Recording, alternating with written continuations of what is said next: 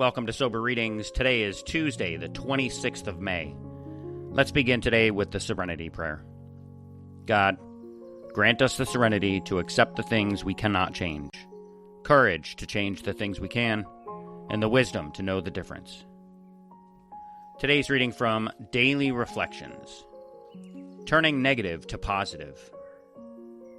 Our spiritual and emotional growth in AA does not depend so deeply upon success as it does upon our failures and setbacks. If you will bear this in mind, I think that your slip will have the effect of kicking you upstairs instead of down. And that's from As Bill Sees It, page 184. In keeping with the pain and adversity which our founders encountered and overcame in establishing AA, Bill W. sent us a clear message. A relapse can provide a positive experience toward abstinence and a lifetime of recovery. A relapse brings truth to what we hear repeatedly in meetings. Don't take that first drink. It reinforces the belief in the progressive nature of the disease, and it drives home the need for, and beauty of, humility in our spiritual program. Simple truths come in complicated ways to me when I become ego-driven.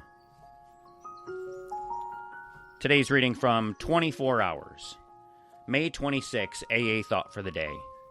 And before I begin this reading, I just want to remind you that on May 23rd, it began by saying the 12th step of AA, working with others, can be subdivided into 5 steps, 5 words beginning with the letter C.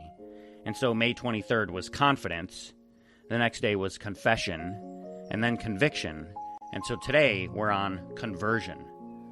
So May 26, AA Thought for the Day. In 12-step work, the 4th thing is conversion. Conversion means change. The prospect must learn to change his way of thinking. Until now, everything he's done has been connected with drinking. Now he must face a new kind of life, without liquor. He must see and admit that he cannot overcome drinking by his own willpower, so he must turn to a higher power for help. He must start each day by asking his higher power for the strength to stay sober. This conversion to belief in a higher power comes gradually as he tries it and finds that it works. So ask yourself, do I care enough about another alcoholic to help him to make this conversion? Today's meditation for the day. Discipline of yourself is absolutely necessary before the power of God is given to you. When you see others manifesting the power of God, you probably have not seen the discipline that went before. They made themselves ready. All your life is a preparation for more good to be accomplished when God knows that you are ready for it. So keep disciplining yourself in the spiritual life every day. Learn so much of the spiritual laws that your life cannot again be a failure. Others will see the outward manifestation of the inward discipline in your daily living. And today's prayer for the day. I pray that I may manifest God's power in my daily living. I pray that I may discipline myself so as to be ready to meet every opportunity. And for today's final reading, I'm going to pick up where I left off in AA Comes of Age, a brief history of a unique movement.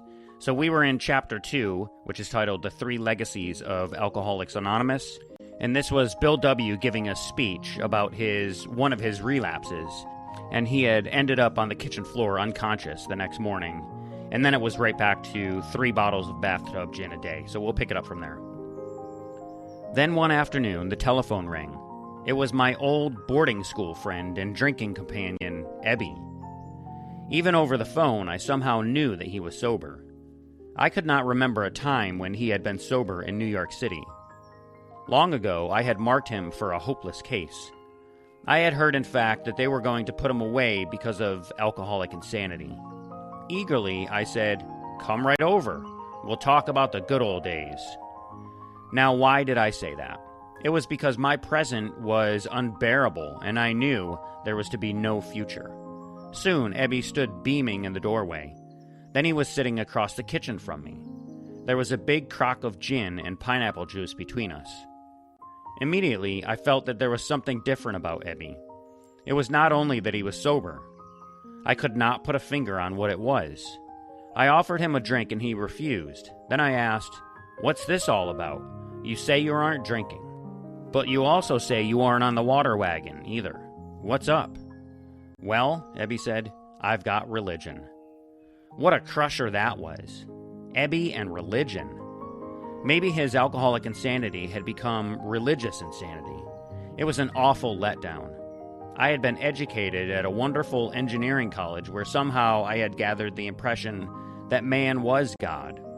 But I had to be polite, so I said, "What brand of religion have you got, Ebby?" "Oh," he said, "I don't think it has got any special brand name. I just fell in with a group of people, the Oxford groups. I don't go along with all their teachings by any means, but those folks have given me some wonderful ideas. I learned that I had to admit I was licked.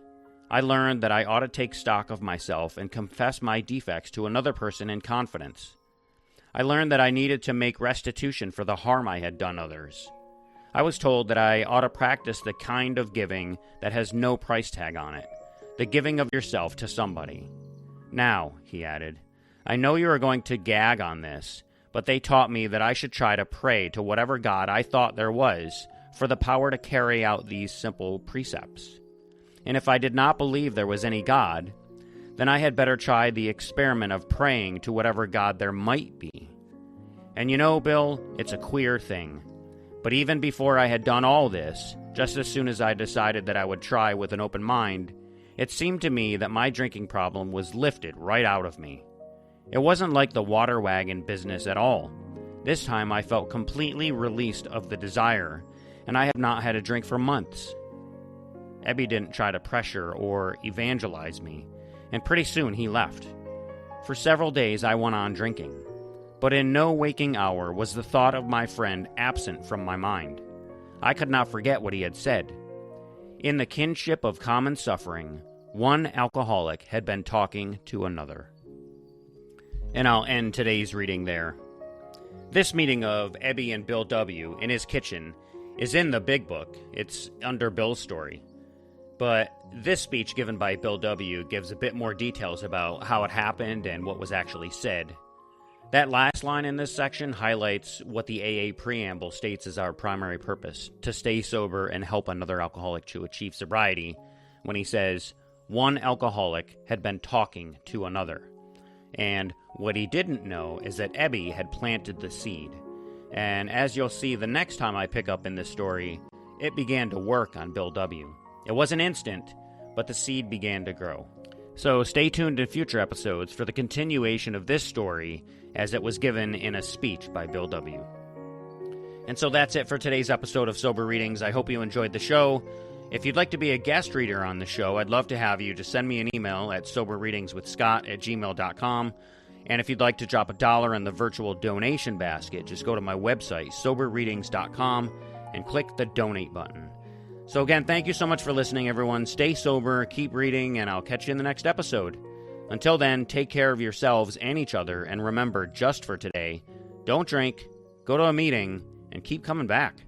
Have a great day, and as my friend Larry says, best day ever.